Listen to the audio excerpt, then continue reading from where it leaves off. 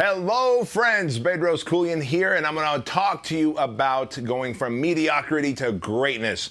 Hey, check this out. I thought I would do something really spontaneous for you, and I made this list of 12 traits of mediocrity and then 7 traits of badassery, right? And the reason I did this is I've got an upcoming keynote presentation I'm going to be doing next month, and it's about greatness. It's about going from mediocrity to greatness and how entrepreneurs can really step out of this mediocre space and become the best versions of themselves.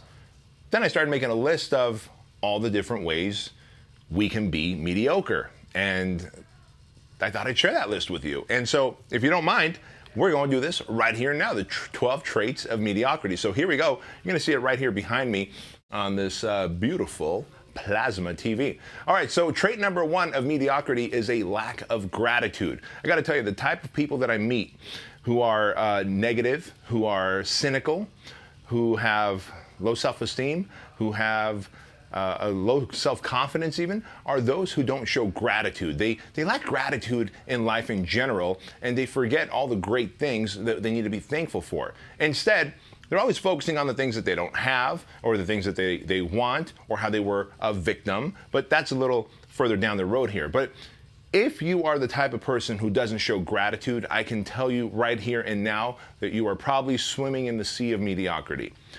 Thing number 2 that I found about those who are swimming in the sea of mediocrity is they tend to gossip. They tend to spread bad news. They tend to talk shit. They tend to kind of get excited about either hearing gossip or spreading gossip. If you're one of those people who kind of loves getting in the shit of gossip, you might want to consider getting out of that, because you're really doing a lot of damage to your own reputation and hurting other people as well. Thing number 3, a trait of mediocrity, is the victim mindset. So many people out there consider themselves a victim. Things always happen to them. They have no control in their lives. I got an idea. You're not the victim. You are the controller of the outcome. If you just take control and take ownership and responsibility of your life, you'll realize that really there's no need to be the victim. In fact, things don't happen to you. You let things happen to you. You make things happen to you. And you just have to reframe the way you look at things. And so if you can get out of the victim mindset and get into the mindset of being a dominator, being someone who has full control of the outcome, you will see that you have a lot more freedom and opportunity and money and impact in life, right? Thing number 4, people who lack personal responsibility and ownership definitely swim in the sea of mediocrity. Let me tell you, some of the mediocre, average, regular people that I've met in life are people who are not willing to take responsibility, take extreme ownership, like Jocko Willink says in his book. Extreme ownership, extreme responsibility. Every single thing that happens in your life is a byproduct of an act or a decision that you made. And if you're willing to take that level of ownership and responsibility, then you now become a person who controls the outcome. And I can tell you this, the more you can control the outcomes in your life, the better life becomes. Thing number 5, a pessimistic mindset. Ask yourself, is the glass half full or half empty? Do you find yourself complaining about every little thing? Are you a whiner, right? If you are pessimistic, if you're a negative mindset type of person, why don't you start looking at the glasses half full instead of half empty, right? Because when you start reframing things, or if you see a half empty glass, you go, that's exactly the amount of water I needed anyway, right? But it's about a positive reframe instead of a pessimistic or negative mindset. Thing number 6, trait number 6 of mediocrity is making assumptions. I don't know about you, but most of the time when I make assumptions about people or situations, it's usually the wrong assumption, and it makes me look like a dipshit, right? And so I'm challenging you right here and now, if you go around making assumptions about people or things or opportunities, maybe what you ought to do is open up the lines of communication and actually ask questions rather than making assumptions. So, going on, thing number 7, trait number 7 of mediocrity, a negative or low tone circle of influence.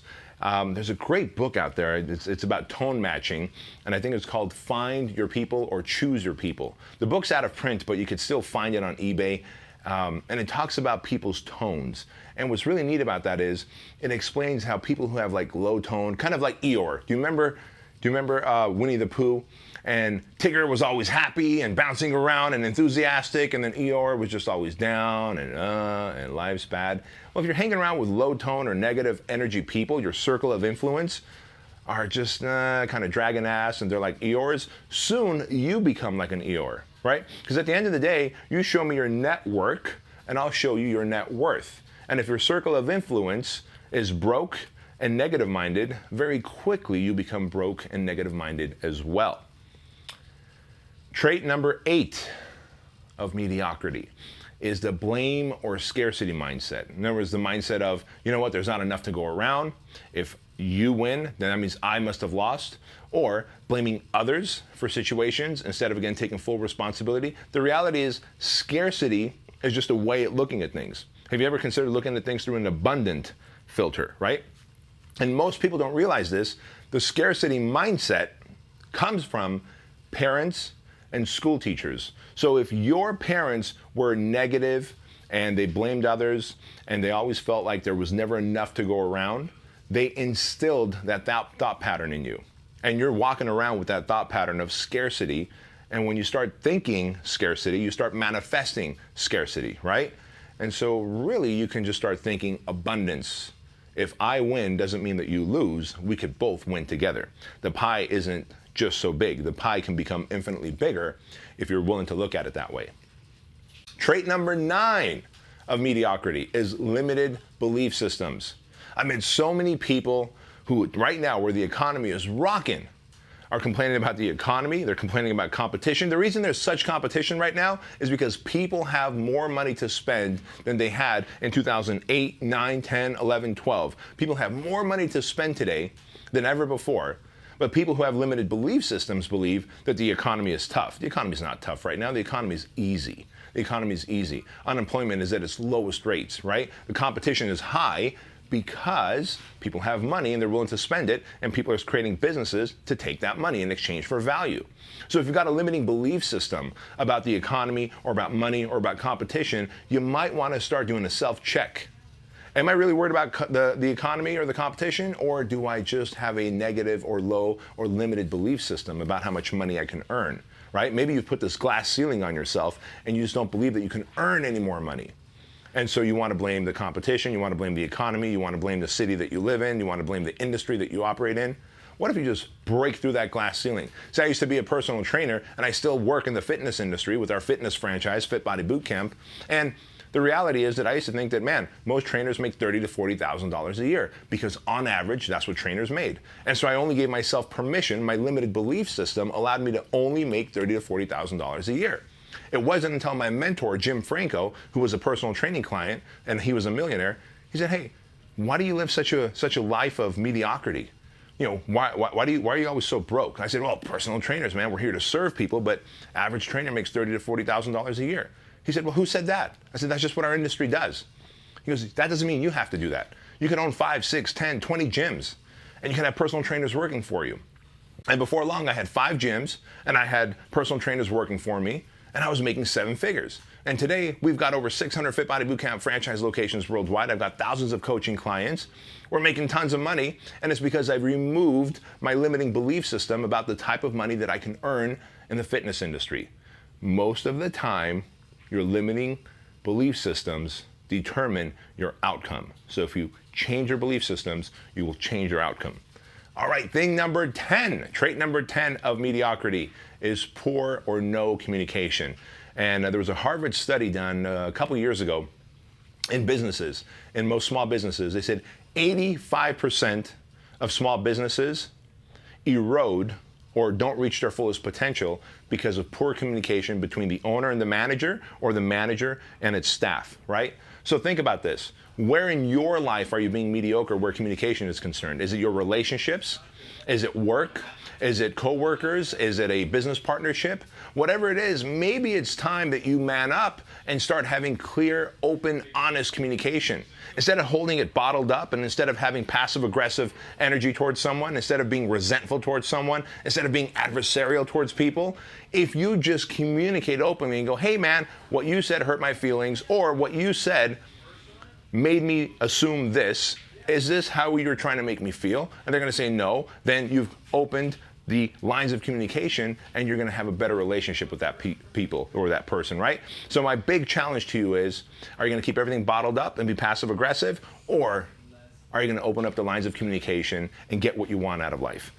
Trait number 11 of mediocrity is emotional reactiveness, right? Think about this. Are you the type of person that emotionally reacts when something goes wrong? Look, this past Sunday, we had a Christmas party. We had a Christmas party for our headquarters at a beautiful restaurant in Southern California, right? Sunday night.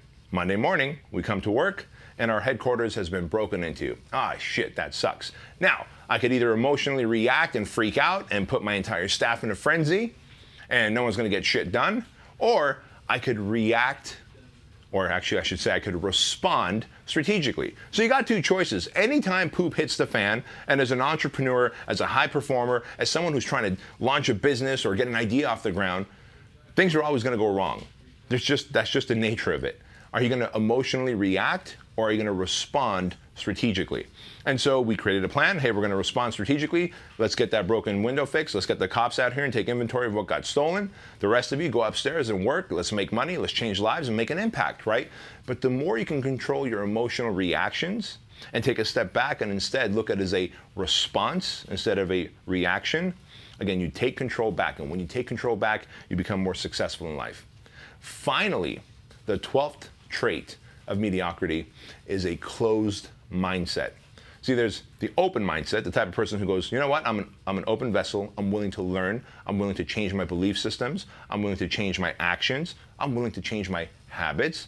And there's a closed-minded person who goes, bro, I'm just this way. This is how I was raised. This is how my culture is. This is how my nationality is. People like that are assholes, let me tell you right now, right? If you're closed-minded, you're an asshole because the world evolves, people change. Someone who was a jerk to you once could now be a decent person, but if you're closed-minded, you've written them off, right? Or if you're not open to learning new technology like Instagram and Snapchat and the new ways that Facebook is marketing, you're closed-minded. Hey, I'm still going to do direct mail. Well, guess what? Your industry is going to leave you behind. So you've got to be open-minded in learning new things. Otherwise, you suffer in mediocrity. Now, so you know the 12 traits of mediocrity, and if any one of these traits or if any 12 of these traits resonate with you, do something about it. Go to people that you trust and say, hey man, I want honest feedback. I have a feeling I'm scarcity-minded. I have a feeling that I communicate poorly. I have a feeling that I emotionally react. Can you help me through the process? Can you give me honest feedback? Can you call me out when I emotionally react? Can you let me know when I'm not communicating openly, honestly? And if you ask for feedback, you'll get it.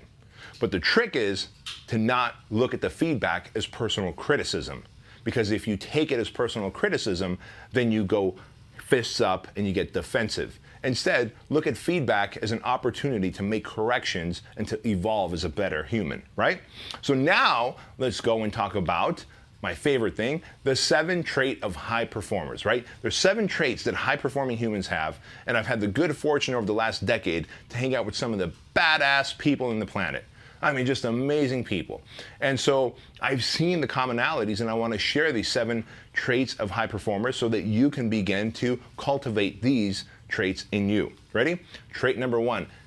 High performers are always optimistic. They are positive, optimistic, high-energy people. The glass is always full, not just half full. The glass is full, the glass is fucking overflowing, right? That's what you want. You want to be an optimistic person who sees the world as opportunities instead of challenges and adversities. Trait number 2 for high performers. They are always grateful, even for the little things. Oh, man, listen, I am grateful that I woke up this morning. I am grateful that I was able to go get a workout in. I am grateful that I've got an amazing team who I can trust with my business. I'm grateful that I've got my health, because without my health, all the money in the world means nothing. Because the moment you stop showing gratitude is the moment that you start taking things for granted.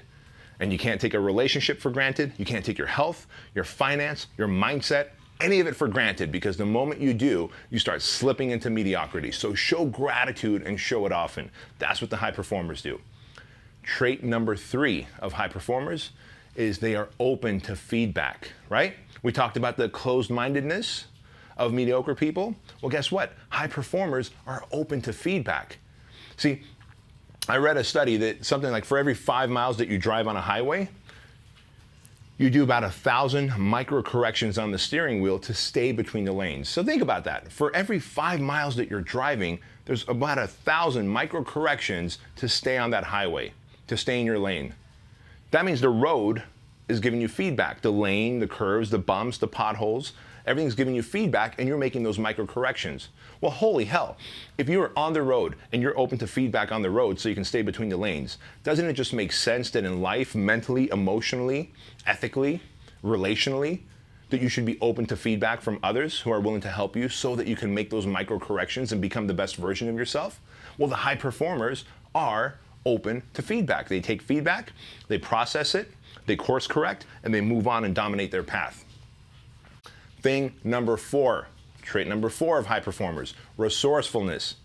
See, mediocre people and people who are looking to blame others go, well, I didn't have the opportunity, I didn't have the resources, I never went to college, I never had the rich parents, I never had access to the internet. Resourceful people go, you know what? I found a way. I'm gonna make it happen. I know a person who can help me make it happen. And so you're either going to be resourceful or you're gonna cry about not having resources. The high performer is always resourceful and finds a way. Mediocre people cry about not having resources. Trait number 5, this is my personal favorite one of high performers, and I have a little story that I want to share with you about resilience. The best, most high performing people I know are resilient. They overcome all types of shit and adversity. And for me, I call myself a cockweed, right? And you're like, what, cockweed? What is a cockweed? Well, the way I look at it is the everyday weed that grows out of a concrete, dirt, cement, the side of a telephone pole. I've seen just your everyday weed, garden weed, growing out of the side of a telephone pole. Like, that's how resilient it is, right? I've seen it growing out of snow. At Home Depot or Lowe's, they can't sell weed spray that can actually kill weed and keep it killed, because it will come back bigger, meaner, angrier, right? I mean, it is one of the most resilient living things on this planet, the weed. What else is a very resilient thing? The cockroach. They say a cockroach can survive a nuclear holocaust. And so the way I look at it is, I see myself as a cockroach and a weed, a cockweed, right? I am the most resilient person. I will take any adversity and I will turn it into my advantage. I will take any adversity and reframe it and find something profitable, find something meaningful, find a learning lesson from it. And if I constantly look for resilience and an advantage in adversity, then I will always thrive.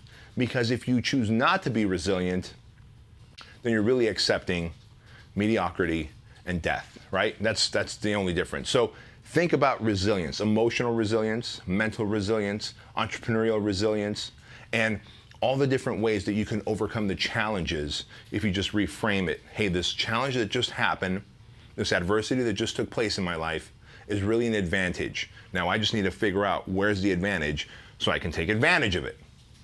You got that, right? Number 6. High performers commit to constant growth. They're always reading, studying, getting mentors, going to workshops, going to seminars, right? Listening to podcasts. What are you doing for constant growth?